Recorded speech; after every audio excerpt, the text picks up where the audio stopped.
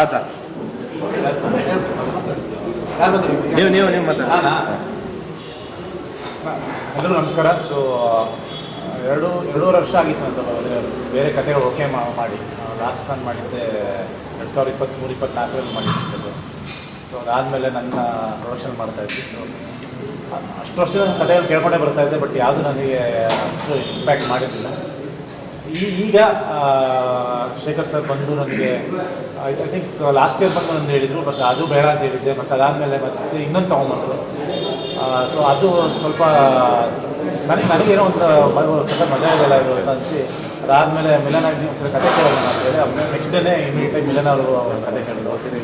ನಾನೇನು ಹೇಳಿಲ್ಲ ಹೇಗಿದ್ದೇನು ಅಂತ, ಸುಮ್ಮನೆ ಕೇಳು ಅಂತ ಅವ್ರಿಗೂ ಇಷ್ಟ ಆಗಿ ಚೆನ್ನಾಗಿದೆ, ಬೇರೆ ಥರ ಇದೆ, ಇನ್ನೂ ಚೆನ್ನಾಗಿರುತ್ತೆ ಹಾಗೆ ಸರಿ ಇದನ್ನು ಮಾಡೋಣ ಅಂತ ಡಿಸೈಡ್ ಮಾಡಿದ್ವಿ. ಆಮೇಲೆ ಆ್ಯಂಡ್ ಶೇಖರ್ ಸರ್ ಜೊತೆ ವರ್ಕ್ ಮಾಡೋದು ಹೆಂಗೆ ಅಂದರೆ ಭಾಳ ಈಸಿ. ನಮಗೆ ತುಂಬ ಥರ ಟೆನ್ಷನ್ ತೊಗೊಳೋಂಗಿಲ್ಲ, ಯಾಕಂದರೆ ಸೀನಿಯರ್ ಡೈರೆಕ್ಟ್ರು ಎಲ್ಲ ಗೊತ್ತು ಅವ್ರಿಗೆ ನೀಟಾಗಿ. ಅಂದರೆ ನಮ್ಮ ಕೆಲಸ ನಾವು ಮಾಡಿದ್ರು ಸಾಕು, ನಮ್ಮನ್ನು ಆ್ಯಕ್ಟ್ ಮಾಡ್ಕೊಂಡು ಏನು ಕತೆ ಹೇಳ್ತಾರೆ ಅದನ್ನು ನಾವು ಮಾಡ್ಕೊಂಡು ಹೋಗ್ತಾರೆ. ಅದು ನಮಗೆ ಆ್ಯಸ್ ಎನ್ ಆ್ಯಕ್ಟರ್ ಭಾಳ ಈಸಿ ಆಗುತ್ತೆ, ಯಾಕಂದರೆ ಪ್ರತಿಯೊಂದು ಸಿನಿಮಾ ಒಪ್ಕೊಂಡಾಗ ಅವ್ರು ಡೈರೆಕ್ಟ್ ಹೆಂಗೆ ಮಾಡ್ತಾರೆ ಅನ್ನೋ ಟೆನ್ಷನ್ಲೇ ಇರ್ತೇವೆ. ಸೊ ಯಾವಾಗ ಡೈರೆಕ್ಟರ್ಗಳು ಅವರ ಕೆಲಸ ನೀಟಾಗಿ ಮಾಡ್ತಾರೆ ಅಂತ ಒಂದು ನಂಬಿಕೆ ನಮ್ಗೆ ಬಂದ್ಬಿಡುತ್ತೆ. ಸೊ ನಮಗೆ ಅರ್ಧ ಟೆನ್ಷನ್ ಅಲ್ಲೇ ಕಮ್ಮಿ ಆಗುತ್ತೆ. ಸೊ ಇವರು ಶೇಖರ್ ಸರ್ ಅದರಲ್ಲಿ ಒಬ್ಬರು, ನಮ್ಮ ಶಶಾಂಕ್ ಸರ್ ಆಗ್ಬೋದು, ಶೇಖರ್ ಸರ್ ಆಗ್ಬೋದು. ಸೊ ನನಗೆ ಆ ಕಂಫರ್ಟ್ ಇದೆ, ಓಕೆ ಮಾಡ್ತಾರೆ, ಚೆನ್ನಾಗಿ ಮಾಡ್ತಾರೆ ಮತ್ತು ನಂಬಿಕೆಯಲ್ಲಿ ಮಾಡ್ಬಿಡ್ತೀವಿ. ಆ್ಯಂಡ್ ಅದೇ ರೀತಿ ಸತಿ ಒಂದು ಬೇರೆ ಜಾನರ್ ತೊಗೊಂಬಂದಿದ್ದಾರೆ, ಅಂದರೆ ಅವರು ಮಾಡಿಲ್ಲ ಅದನ್ನು ನಾನು ಮಾಡಿಲ್ಲ. ಒಂದು ಡಾರ್ಕ್ ಕಾಮಿಡಿ, ಒಂದು ಥ್ರಿಲ್ಲರ್. ಸೊ ಈ ಒಂದು ಬ್ಯಾಕ್ ಡ್ರಾಪಲ್ಲಿ ಬರೋಂಥದ್ದು. ಆ್ಯಂಡ್ ಅದಕ್ಕೆ ನಮ್ಮ ಪ್ರಕಾಶ್ ಸರ್ ಬಂದು ಪ್ರೊಡ್ಯೂಸ್ ಮಾಡ್ತಾ ಇದ್ದಾರೆ. ನಾನು ಫಸ್ಟ್ ಮೀಟಿಂಗ್ ಮಾಡಿದಾಗಲೇ ಒಂದು ಸಡನ್ನಾಗಿ ಒಂದು corporate style of production meet ಮಾಡಿದಂಗಾಗಿದೆ ಆ ಮೀಟಿಂಗಲ್ಲಿ. ಅಂದರೆ ಪ್ರತಿಯೊಂದಕ್ಕೂ ಒಂದು ಪ್ಲ್ಯಾನಿಂಗು, ಹಿಂಗೆ ಬರಬೇಕು ಹಂಗೆ ಬರಬೇಕು. ಅಂದರೆ ನಮ್ಮಲ್ಲಿ ಹಿಂಗೆ ಅಂದರೆ ತುಂಬ ಇನ್ಫಾರ್ಮಲ್ ಆಗಿ ಪ್ರೊಡಕ್ಷನ್ ನಡ್ಕೊಂಡು ಸ್ಟಾರ್ಟ್ ಆಗೋದು ನಿಮಗೆ ಒಂದು ಡಿಸ್ಕಷನ್ ಗೊತ್ತಾಗ್ಬಿಡುತ್ತೆ, ಒಂದು ಏನೇನು ಮಾಡೋದಾಗಲಾಗ್ಬೋದು ಅಥವಾ ಸಿನಿಮಾನ ಅಪ್ರೋಚ್ ಮಾಡೋದಾಗಲಾಗ್ಬೋದು. ಸೊ ಪ್ರೊಫೆಷನಲಿಸಮ್ ಬೇರೆ ಥರ ಇದೆ, ಆ್ಯಂಡ್ ಸ್ಟೈಲ್ ಆಫ್ ಅಪ್ರೋಚ್ ಬೇರೆ ಥರ ಇದೆ. ಆ್ಯಂಡ್ ಐ ಹೋಪ್ ಅವ್ರಿಗೆ ತುಂಬ ಸಿನಿಮಾಗಳು ಮಾಡೋ ಒಂದು ಆಸೆ ಇದೆ ಇಂಡಸ್ಟ್ರಿ. ಸೊ ನಮಗೆ ಈ ಥರದೊಂದು ಪ್ರೊಡ್ಯೂಸರ್ಗಳು ಬಂದಾಗ ಡೆಫಿನೆಟ್ಲಿ ನಾವು ಅದನ್ನು ಅವ್ರನ್ನ ಬೆಳೆಸ್ಕೊಳ್ಳೋಂಥದ್ದಾಗ್ಬೋದು, ಅಥವಾ ಅವ್ರಿಗೆ ನಾವು ಎಂಕರೇಜ್ ಮಾಡ್ತಾ ನಾವು ಬೆಳ್ಕೊಂಡು ಇಂಡಸ್ಟ್ರಿನ ಬೆಳೆಸ್ಕೊಂಡು ಸೊ ಅವರು ಬೆಳ್ಕೊಂಡು ಸೊ ಇದೊಂದು ಒಂದು ಒಳ್ಳೆ ಎಕೋಸಿಸ್ಟಮ್ ಆಗಬೇಕು, ಒಂದು ಒಳ್ಳೊಳ್ಳೆ ಸಿನಿಮಾಗಳನ್ನ ಕೊಡೋ ಪ್ರಯತ್ನ ಈ ಬ್ಯಾನರ್ಲ್ಲ ಮಾಡೋಕ್ಕೆ ಹೋಗ್ತೀವಿ. And definite all the best sir. ನಾನು ತುಂಬ ಖುಷಿ ಇದೆ ಜೊತೆ ಕೆಲಸ ಮಾಡೋದಕ್ಕೆ. ಅಷ್ಟೇ ಇದಕ್ಕೆ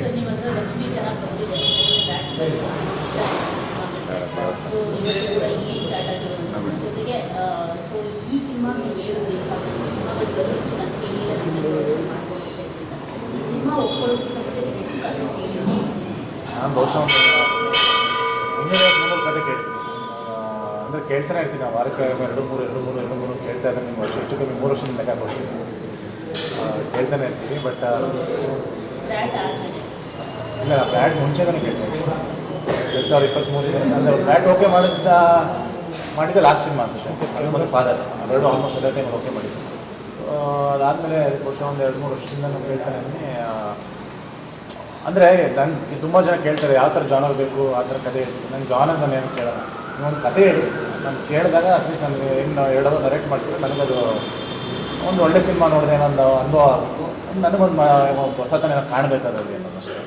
ಸೊ ಅದು ಈ ಕಥೆಯಲ್ಲಿ ನನಗೆ ಒಂದು ಇಲ್ಲ ಇದನ್ನು ಮಜಾ ಇದೆ ನನಗೆ.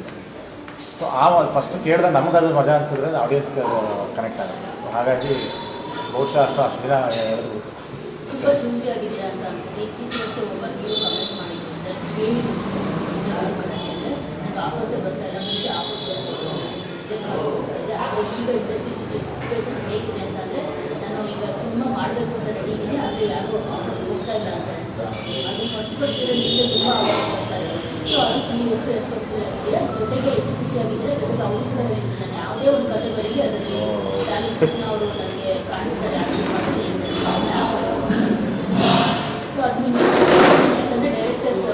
ಅಲ್ಲ ಏನಾಗುತ್ತೆ ಅಂದರೆ ಈಗ ನೀವು ಹೇಳಿದ್ರಲ್ಲ, ಒಂದು ಅವರಿಗೆ ಕಥೆ ಹೇಳಿದಾಗ ನಾನು ಡೆಫಿನೆಟ್ ಹೇಗೆ ಅಂದರೆ ನಾನು ತುಂಬ ಚೇಂಜಸ್ ಅಂದರೆ ಶೂಟಿಂಗ್ ಹೋಗಿ ನಮಗೆ ಏನು ಕೇಳ್ತೀನಿ ಅಲ್ಲೇ ನಾನು ಡೌಟ್ಸ್ ಇದ್ದರೆ ನಾನು ಕೇಳಿರ್ತೀನಿ ಯಾವಾಗಲೂ. ಬಟ್ ನಾನು ಶೂಟಿಂಗ್ ಸ್ಪಾಟಲ್ಲಿ ಹೋಗಿ ನಾನು ಹಿಂಗೆ ಚೇಂಜ್ ಮಾಡಿ ಅಥವಾ ಎಡಿಟಿಂಗ್ ಆದಮೇಲೆ ಹಿಂಗೆ ಮಾಡಿ ನಾನು ಯಾವತ್ತೂ ಯಾರು ಹೇಳಿದಾಗ ಇಂಟರ್ಫಿಯರ್ ಆಗಲ್ಲ. ಯಾಕಂದರೆ ನಾನೊಬ್ಬ ಡೈರೆಕ್ಟ್ ಆಗಿದೆ, ನನಗೆ ಬೇರೆಯವ್ರ ಇಂಟರ್ಫಿಯರ್ ನನ್ನ ಸಿನಿಮಾದಲ್ಲಿ ಆಗೋದು ನನಗೆ ಇಷ್ಟ ಇಲ್ಲ. ಸೊ ಹಾಗಾಗಿ ಯಾವಾಗಲೂ ಒಂದು ಸಿನಿಮಾ ಬಂದು ಡೈರೆಕ್ಟ್ ಒಂದು ವಿಷನ್ ಅದು. ಸೊ ಅದು ಚೆನ್ನಾಗಿದೆಯೋ ಚೆನ್ನಾಗಿರೋದು ಅವ್ರ ಕೂಸು.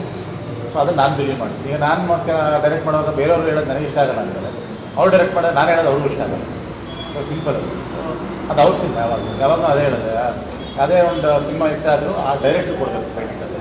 ಸೊ ಹಂಗಾಗಿ ನಾನು ಇಂಟ್ರೆಸ್ಟ್ ಇನ್ನೊಂದು ನೀವು ಹೇಳಿದ ಪ್ರಕಾರ ಇವಾಗ ಏನಾಗಿದೆ ಅಂದರೆ ನಾವು ಚೂಸ್ ಆಗಬೇಕು. ಈಗ ಸುಮಾರು ಅದೆಲ್ಲ ಗಲಾಟೆಗಳು ಅದೇನೇನೋ ಬಂತು ನೋಡಿದೆ. ಬಟ್ ಅದು ಏನಾಗುತ್ತೆ ಅಂದರೆ ಎಲ್ಲರೂ ಜವಾಬ್ದಾರಿ ತಗೋಬೇಕು. ಈಗ ಒಬ್ಬರು ಪ್ರೊಡ್ಯೂಸರದೇ ಜವಾಬ್ದಾರಿ, ಆ್ಯಕ್ಟರ್ದೇ ಜವಾಬ್ದಾರಿ, ಡೈರೆಕ್ಟರ್ದೇ ಜವಾಬ್ದಾರಿ ಅಂತಲ್ಲ. ಈಗ ನಾವು ಕತೆ ಓಕೆ ಮಾಡುವಾಗ ನಾವು ಹುಷಾರಾಗಿ ಯಾವ್ದು ಕತೆ ವರ್ಕ್ ಆಗುತ್ತೆ ನಾವು ಚೂಸ್ ಮಾಡಿದಾಗ ಅದನ್ನು ಡೈರೆಕ್ಟ್ರಿಗೆ ನಾವು ಸೆಲೆಕ್ಟ್ ಮಾಡಿದಾಗ ಅದರದ್ದು ಏನು ಬಜೆಟ್ ಹೇಳ್ತಾರೆ ಆ ಬಜೆಟಲ್ಲಿ ಅವರು ಸಿನಿಮಾ ಮಾಡಬೇಕಾಗುತ್ತೆ. ಸೊ ಅದು ಅವ್ರ ಜವಾಬ್ದಾರಿ ಇರುತ್ತೆ. ಸೊ ಪ್ರೊಡ್ಯೂಸರ್ ಅದಕ್ಕೆ ಏನು ಬೇಕು ಒದಗಿಸ್ಬೇಕು ಅದನ್ನು ಅವರು ಒದಗಿಸ್ಬೇಕು, ಅವ್ರ ಜವಾಬ್ದಾರಿ. ಸೊ ಎಲ್ಲರದ್ದು ಒಂದೊಂದು ರೆಸ್ಪಾನ್ಸಿಬಿಲಿಟಿ ಇದೆ. ಸೊ ಎಲ್ಲರೂ ಸೇರಿಸಿ ಮಾಡಿದಾಗ ಅದನ್ನು ಐ ಥಿಂಕ್ ಒಂದು ಒಳ್ಳೆ ಸಿನಿಮಾ ಕೂಡ ಒಂದು ಅವಕಾಶ ಇರುತ್ತೆ. ಆ್ಯಂಡ್ ಆ ಪ್ರಯತ್ನ ಆಗುತ್ತೆ. ಅದು ಒಳ್ಳೆ ಸಿನಿಮಾ ಆದಮೇಲೆ ಗೆಲ್ಲೋದು ಸೋಲೋದು ಅದು ನಮಗೆ ಇರಲ್ಲ. ಸೊ ಜನಕ್ಕೆ ಈಗ ಲವ್ ಮಾಕ್ಟೇಲ್ 3 ಫ್ಯಾಮಿಲಿ ಆಡಿಯನ್ಸ್ ತುಂಬ ಹತ್ರ ಆಗಿದೆ, ತುಂಬ ಎಮೋಷನಲ್. ಆ ಆಡಿಯನ್ಸ್ಗೂ ಕೂಡ ಈ ಕಥೆ ಭಾಳ ಇಷ್ಟ ಆಗುತ್ತೆ. ಇದು ಬಂದು ನಿಮಗೆ ಅಗೇನ್ ರೆಗ್ಯುಲರ್ ಒಂದು ಲೈಫಲ್ಲಿ ಬರೋಂಥ ಪ್ರಾಬ್ಲಮ್. ನನ್ನ ಸಿನಿಮಾಗಳು ಮಾಡೋದೇ ಅದು ನಿಮಗೆ ರಿಯಲ್ ಲೈಫ್ ಕನೆಕ್ಟ್ ಆಗೋಂಥ ಚಿತ್ರಗಳನ್ನೇ ಮಾಡೋದು. ಸೊ ಇಲ್ಲೂ ಕೂಡ ರಿಯಲ್ ಲೈಫಲ್ಲಿ ನಡೆಯೋಂಥದ್ದು, ರಿಯಲ್ ಲೈಫಲ್ಲಿ ಏನೇನು ಸಮಸ್ಯೆಗಳು ನಾರ್ಮಲ್ ಹುಡುಗನಿಗೆ ಬರುತ್ತೆ, ನಾರ್ಮಲ್ ಮನೆಗೆ ಬರುತ್ತೆ, ಆ ಸಮಸ್ಯೆಗಳನ್ನ ಇಟ್ಕೊಂಡು ಅದನ್ನು ಕಮರ್ಷಿಯಲ್ ವೇಯಲ್ಲಿ ಒಂದು ಕಥೆಗಳಿರುವಂಥದ್ದು. ಸೊ ಅದು ನನಗೆ ಇಷ್ಟ ಆಯಿತು.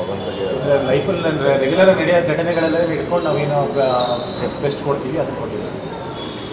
ಏನೋ ಕೇಳ್ತಾ ಇದ್ದೀವಿ, ಟೈಟ್ಲ್ ಫಿಕ್ಸ್ ಆಗಿದೆ ಎಲ್ಲ ಇನ್ನೂ ಟೈಟ್ಲ್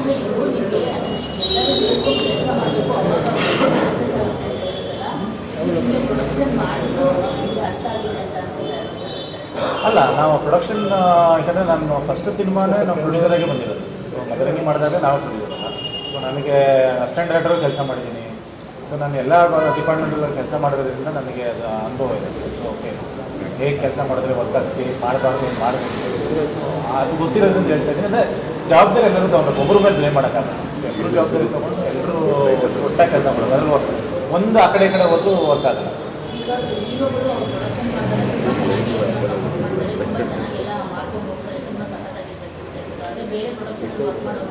ಪ್ರಮೋಷನ್ಗೂ ಕೂಡ ಬಂದಿರಲ್ಲ ನೀವು ಆ ಥರ ಆಗಿದೆ. ಅದಕ್ಕೆ ನಾನು ನೀವು ಹೇಳಿದ್ರು ಅಲ್ಲಲ್ಲ ಮನೇನೇ ನಂಗೆ ಅಲ್ವ, ಒಂದು ಸೇಮ್ ಮನೆ ಇದ್ದಂಗೆ. ಮನೇಲಿ ಎಲ್ಲರೂ ಒಟ್ಟಿಗೆ ಒಂದು ಈ ಏಳಿಗೆ ಕೆಲಸ ಮಾಡಿದಾಗ ಒಂದು ಮನೆ ಏಳಿಗೆ ಆಗ್ತದೆ. ಅದ್ರಲ್ಲಿ ಒಬ್ಬ ಆ ಕಡೆ ಎಳಿತಾ ಇದ್ದರೆ ನಿಮಗೆ ಪ್ರಾಬ್ಲಮ್ ಸ್ಟಾರ್ಟ್ ಆಗುತ್ತೆ. ಹಾಗಾಗಿ ಎಲ್ಲರೂ ಒಂದು ಕೋಆಪ್ರೇಟ್ ಮಾಡಿಕೊಂಡು ಎಂಕರೇಜ್ ಮಾಡ್ಕೊಂಡು ಹೋದಾಗಲೇ ಚೆನ್ನಾಗಿದೆ. ಎಲ್ರಿಗೂ ನಮಸ್ಕಾರ. ನಾನು ಪ್ರಕಾಶ್ ಕೆಸಗೂದಿನಿಂದ. ಆಕಾಶ ಪಿಕ್ಚರ್ಸ್ ನಮ್ಮ ಸಂಸ್ಥೆಯಿಂದ ಮೊದಲನೇ ಸಿನಿಮಾ ಮಹಾನ್ ಅಂತ ಹೇಳಿ ನಾವು ಪ್ರೊಡ್ಯೂಸ್ ಮಾಡಿದ್ವಿ. ಅದಕ್ಕೆ ಪಿ ಸಿ ಶೇಖರ್ ಅವರೇ ಡೈರೆಕ್ಟರ್ ಆಗಿದ್ದೆ. ಪಿ ಸಿ ಶೇಖರ್ ತುಂಬ ಕ್ಲೋಸ್ ನಮಗೆ. ಯಾಕೆಂತಂದರೆ ನನಗೆ ಆಲ್ಮೋಸ್ಟ್ 28 ವರ್ಷದಿಂದ ಪರಿಚಯ. ನನ್ನ ಸ್ಟೂಡೆಂಟು ಕೂಡ ಅಲಯನ್ಸ್ ವಿಶ್ವವಿದ್ಯಾಲಯ ಅಂತ ಹೇಳಿ ನಮ್ಮದು ವಿದ್ಯಾಸಂಸ್ಥೆ ಇದೆ, ಅಲ್ಲಿ ಓದಿ ಪಾಸಾಗಿರುವಂಥ ಶೇಖರ್ ಅವರು. ಸೊ ನನಗೆ ಮೊದಲಿಂದಲೂ ನನಗೆ ಒಂದು ಆಸೆ ಇತ್ತು, ನಮ್ಮ ಸ್ಟೂಡೆಂಟ್ಸ್ಗೆಲ್ಲರಿಗೂ ಆಪರ್ಚುನಿಟೀಸ್ ಸಾಕಷ್ಟು ಕೊಡ್ತಾ ಇರ್ತಾರೆ. ಸೊ ನಮ್ಮ ಸಂಸ್ಥೆಯಲ್ಲಿ film making and media studies ಅಂತ ಶುರುವಾಗಿದೆ. ಅದು ಶುರುವಾದ ನಂತರ ನಮ್ಗೆ ಅನ್ನಿಸ್ತು, ಓಕೆ ನಮ್ಮ ಸ್ಟೂಡೆಂಟ್ಸ್ ಯಾಕೆ ನಾವು ಆಪರ್ಚುನಿಟೀಸ್ ಕೊಡಬಾರ್ದು, ಸಿನಿಮಾ ಇಂಡಸ್ಟ್ರಿನಲ್ಲಿ ಯಾಕೆ ನಾವು ಬರಬಾರ್ದು ಅಂತ ಹೇಳಿ ಅಂತ ಅನ್ನಿಸ್ತು. ಆಗ ಹುಟ್ಕೊಂಡಿರುವಂಥ ಸಂಸ್ಥೆನೇ ಆಕಾಶ ಪಿಕ್ಚರ್ಸ್ ಅಂತ ಹೇಳಿ. ಇದು ಒಂದು ದೊಡ್ಡ ಸಂಸ್ಥೆಯಾಗಿ ಇವಾಗ ಇದೆ. ಯಾಕಂದರೆ ಸಾಕಷ್ಟು ಜನ ನಮ್ಮ ಫ್ಯಾಕಲ್ಟಿ ಇರ್ಬೋದು, ನಮ್ಮ ಸ್ಟೂಡೆಂಟ್ಸ್ ಇರ್ಬೋದು, ನಮ್ಮ ಸ್ಟೇಕ್ ಹೋಲ್ಡರ್ಸ್ ಇರ್ಬೋದು, ಸಾಕಷ್ಟು ಜನ ಇನ್ವೆಸ್ಟ್ಮೆಂಟ್ ಮಾಡಿದ್ದಾರೆ ಈ ಸಿನಿಮಾ, ಈ ಪ್ರೊಡಕ್ಷನ್ ಹೌಸಲ್ಲಿ. ಸೊ ಮಹಾನ್ ಸಿನಿಮಾ ಬಂದು ನಾನು ಅಂದರೆ ಹೆಸರಿಡೋದಕ್ಕಿಂತ ಮುಂಚೆ ನಾನು ಶೇಖರ್ನ ನಾನು ಕರೆದಾಗ ಒಂದು ಕತೆ ಹೇಳಿ ನಮಗೆ ಅಂತ ಹೇಳಿದಾಗ ಅವರು ಒಂದು ಸಾಕಷ್ಟು ಕತೆಗಳನ್ನ ನಮ್ಗೆ ಹೇಳಿದ್ರು.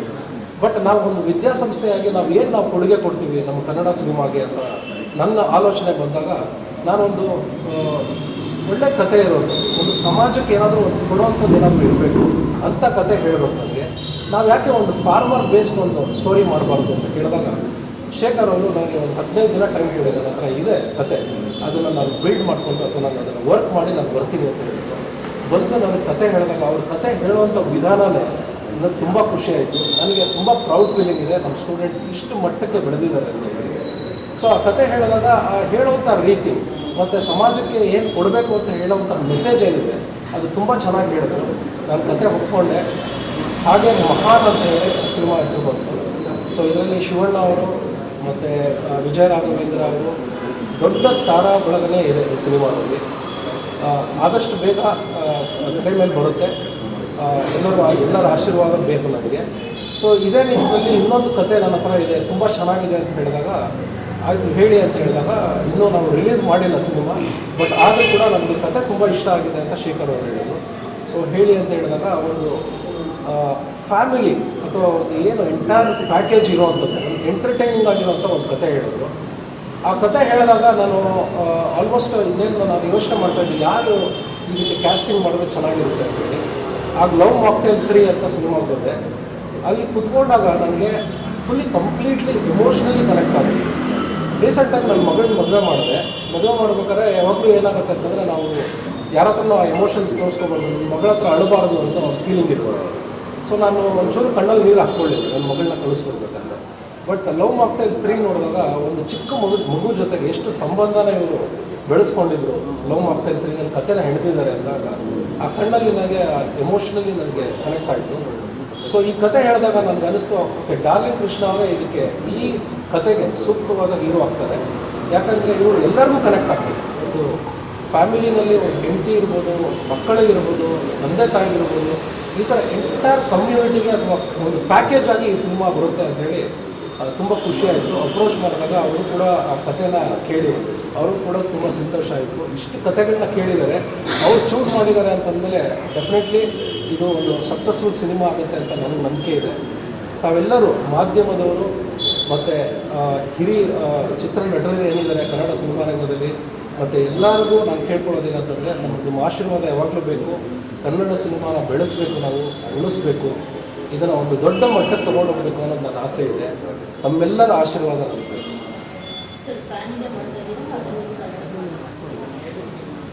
ನಾನು ಹುಟ್ಟಿ ಬೆಳೆದಿರೋದು ಬೆಂಗಳೂರು, ನಾನು ಕನ್ನಡಿಗ. ನಾನು ಕನ್ನಡ ಸಿನಿಮಾನ ಮಾಡ್ತೀನಿ, ಅದನ್ನು ದೇಶಕ್ಕೆ ವಿದೇಶಕ್ಕೆ ತಗೊಂಡು ಹೋಗಬೇಕು ಅನ್ನೋದು ನನ್ನ ಆಸೆ. ಸೊ ಈಗ ಕನ್ನಡದಲ್ಲೇ ಅಂತಲೇ ನಾನು ಅಂದ್ಕೊಂಡಿದ್ದೀನಿ. ಪ್ಯಾನ್ ಇಂಡಿಯಾ ಅಂತಂದರೆ ನೋಡಬೇಕು, ಈಗಲೇ ಆ ಪ್ಲಾನಿಂಗ್ ಏನೂ ಇಲ್ಲ. ಸೊ ಕನ್ನಡ ಸಿನಿಮಾ ಹೌದು, ಆಕಾಶ ಪಿಕ್ಚರ್ಸ್ ಅಂತ ಹೇಳಿ ನಮ್ಮದು film making and media studies ಅಂತ ಒಂದು ಪ್ರೋಗ್ರಾಮ್.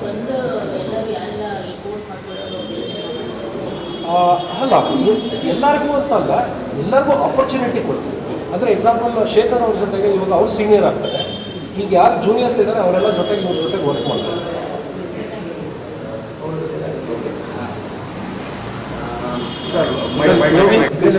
ಸರ್ ಮಾಡ್ತಿರೋ ಒಂದು ಸಿನಿಮಾ ಇದು ಒಂದು ಲಿಟಲ್ ಬೇರೆ ಸ್ಟೈಲಲ್ಲಿ ಅಟೆಂಪ್ಟ್ ಮಾಡಿರೋ ಸಿನಿಮಾ ಅಂತಲೇ ಹೇಳ್ಬೋದು. ಎರಡು ವಿಷಯ, ಒಂದು ಹ್ಯೂಮರ್ ಜೊತೆಗೆ ಥ್ರಿಲ್ಲರ್. ಯಾಕಂದರೆ ಎರಡು ಡಿಫ್ರೆಂಟ್ ಝೋನಲ್ಲಿರೋ ಒಂದು ಜಾನರು, ಅದನ್ನು ಬ್ಲೆಂಡ್ ಮಾಡೋದು ಅನ್ನೋದು ತುಂಬ ಕಷ್ಟ. ಸೊ ಅದನ್ನು ಏನೇ ಸ್ಕ್ರೀನ್ ಪ್ಲೇ ರೈಟರ್ ಆಗೋ ಇಲ್ಲ ಡೈರೆಕ್ಟ್ರಾಗಿ ನಾನು ಮಾಡಿದ್ರು ಅದ್ರ ಜೊತೆಗೆ ಒಬ್ಬ ಡೈಲಾಗ್ ರೈಟರ್ದು ಸ್ಟ್ರೆಂತೇ ಈ ಸಿನಿಮಾದ ತುಂಬ ಇಂಪಾರ್ಟೆಂಟ್ ಆಗುತ್ತೆ. ಆ್ಯಕ್ಚುಲಿ ಪ್ರಶಾಂತ್ ರಾಜಪ್ಪ ಅವರು ನಾನು ಹೆಮ್ಮೆಯಿಂದ ಹೇಳ್ಬೋದು, ಇವರು ನನ್ನ ಅಸಿಸ್ಟೆಂಟಾಗಿ ಸ್ಟಾರ್ಟ್ ಮಾಡಿದವರು ಕೆರಿಯರಲ್ಲಿ. ಈಗ ಒಂದು 30 ಸಿನಿಮಾ ಮೇಲೆ ಬರೆದಿದ್ದಾರೆ, ಎಲ್ಲ ದೊಡ್ಡ ದೊಡ್ಡ ಸಿನಿಮಾಗಳು ಬರೆದಿದ್ದಾರೆ. ಇವರ ಸ್ಟ್ರೆಂತೇ ಅದು ಎರಡು ಆ್ಯಕ್ಚುಲಿ. ಒಂದು ಲೈಟ್ ಮಾಸ್ ಟಚ್ಚು ಆ್ಯಂಡ್ ತುಂಬ ದೊಡ್ಡ ಹ್ಯೂಮರ್ ಬರೆಯೋ ಒಂದು ಕೆಪಾಸಿಟಿ ಇರೋರು. ಅವರ ಸಿನಿಮಾಗಳಲ್ಲಿ ವಿಕ್ಟ್ರಿ, ಅಧ್ಯಕ್ಷ, ಈ ಥರ ಎಷ್ಟೋ ಹ್ಯೂಮರ್ ಸಿನಿಮಾಗಳು ಇದೆ. ನನ್ನ ರೋಮಿಯೋದಲ್ಲೂ ಎಷ್ಟೋ ಡೈಲಾಗ್ಸು ನಮ್ಮ ಪ್ರಶಾಂತ್ ಇದೆ. ಸೊ ಪ್ರಶಾಂತ್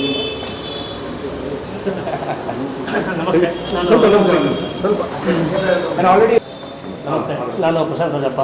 ಈಗಾಗಲೇ ಸರ್ ಹೇಳಿದಾಗೆ ಸರ್ ಹತ್ರ ಫಸ್ಟ್ ಅಸಿಸ್ಟೆಂಟ್ ಡೈರೆಕ್ಟರಾಗಿ ನಾನು ಸಿನಿಮಾ ಜರ್ನಿನ ಶುರು ಮಾಡಿದ್ದೆ, ಗುರುಪ್ರಸಾದ್ ಅವ್ರ ಜೊತೆ. ಅದಾದ ನಂತರ ರೈಟಿಂಗಲ್ಲಿ ಇಷ್ಟು ಸಿನಿಮಾಗಳು ಕೆಲಸ ಮಾಡಿದ್ದೀನಿ. ಸರ್ ಜೊತೆ ಮತ್ತೆ ಆಸ್ ಡೈರೆಕ್ಟರಾಗಿ ಈ ಹಿಂದೆ ನಾನು ಒಂದು ಲೋಬರ್ಸ್ ಅನ್ನೋ ಸಿನಿಮಾನು ವರ್ಕ್ ಮಾಡಿದೆ. ಈಗ ಈ ಸಿನಿಮಾ ಕಥೆ ಬಗ್ಗೆ ಹೇಳೋದಾದರೆ ಒಂದು ಡಾರ್ಕ್ ಕಾಮಿಡಿ ಮಾಡಿದ್ದಾರೆ. ರೈಟಿಂಗ್ ತುಂಬ ಸ್ಪೇಸ್ ಇದೆ. ಐ ಹೋಪ್ ಚೆನ್ನಾಗಿ ಮಾಡ್ತೀನಿ ಅಂತ. Thank you. ಕಾಮಿಡಿ ಪಿಕ್ಚರ್ ಅಂತಂದ್ರೆ ಅಲ್ಲ ಅಂದರೆ ಕ್ಯಾರೆಕ್ಟರ್ಸ್ ನನ್ನ ಪ್ರಕಾರ ಕಂಟೆಂಟು ಮ್ಯಾಟ್ರ್ ಆಗುತ್ತೆ ಕ್ಯಾರೆಕ್ಟರ್ಸ್ ಏನು ಡೆವಲಪ್ ಮಾಡಿರ್ತೀವಿ ಆ ಸಿಚುಯೇಷನ್ಸು ಅದೆಲ್ಲ ಇದ್ದಾಗ ರೈಟಿಂಗ್ ಸ್ವಲ್ಪ ಈಸಿ ಆಗುತ್ತೆ. ಕಾಮಿಡಿನ ಬರೆಯೋದು ಚಂದ್ರಿ ಅವ್ರನ್ನ ಇಲ್ಲ, ಅದನ್ನು ಗೆಸ್ಟ್ ರೋಲ್ ಅಂತಲೂ ಕನ್ಸಿಡರ್ ಮಾಡೋಕ್ಕಾಗಲ್ಲ ಆ್ಯಕ್ಚುಲಿ. ಓಕೆ ಬಿಡಿ ಸರ್, ಬಿಡಿ. ಯಾಕಂದರೆ ಅದನ್ನು ಗೆಸ್ಟ್ ರೋಲ್ ಅಂತ ನಾವು ಕನ್ಸಿಡರ್ ಮಾಡೋಕ್ಕಾಗಲ್ಲ. ಯಾಕಂದರೆ ಅವರು ಯಾವುದೋ ಒಂದೋ ಸೀನೋ ಎರಡೋ ಸೀನೋ ಇಲ್ಲ ವಾಯ್ಸ್ ಓವರ್ ಮಾತ್ರ ಕೊಟ್ಟಿದ್ರೆ ಹಂಗಂತ ಹೇಳ್ಬೋದು. ನನ್ನ ಪ್ರಕಾರ ಅವ್ರು ಆಲ್ಮೋಸ್ಟ್ ಇಡೀ ಸಿನಿಮಾ ಎವ್ರಿ 10-15 ಮಿನಿಟ್ಸ್ ಆ ಸಿನಿಮಾದಲ್ಲಿ ಬರ್ತಾ ಇರ್ತಾರೆ. ಸೊ ಅದು ಮೇನ್ ರೋಲ್ ಅಂತಲೇ ಹೇಳ್ಬೋದು. ಸೊ ಶಿವಣ್ಣ ಸರು ಆ್ಯಂಡ್ ವಿಜಯ ರಾಘವೇಂದ್ರ ಅವ್ರ ಸಿನಿಮಾ ಅಂತ ಹೇಳ್ಬೋದು. ಯಾವ ಥರ ನೀವು ಅಪ್ರೋಚ್ ಮಾಡ್ತೀರೋ ಮಾಡಿದ್ರು ಈಗ ಶಿವಣ್ಣ ನಾವು ಒಪ್ಕೊಳ್ಳೋ ಥರ ಮಾಡಬೇಕಂದ್ರೆ ಕಥೆನ ಇಷ್ಟಪಡೋ ಥರ ಹೇಳಿಬಿಟ್ರೆ ಸಾಕು. ಈಗ ನಾವೇನೂ ಮಾಡೋದು ಬೇಡ, ಅವ್ರು ಯಾವಾಗ ಶೂಟಿಂಗ್ ಅಂತ ಅವರೇ ಬಂದು ಅದು ಅವ್ರ ಪ್ಲಸ್ ಪಾಯಿಂಟ್. ಇನ್ನೂ ಶೂಟ್ ಆಗಿಲ್ಲ. ಯಾವುದು ಶೂಟ್ ಆಗಿದೆ. ಇನ್ನು ಲಾಸ್ಟ್ ಒಂದು ಏನೋ ಒಂದು 4-5 ಡೇಸ್ ಆಫ್ ಶೂಟಿಂಗ್ ಇದೆ, ಮುಗಿಸ್ರೆ ಮಹಾನ್ ಸಿನಿಮಾ ಮುಗಿತ್ತು.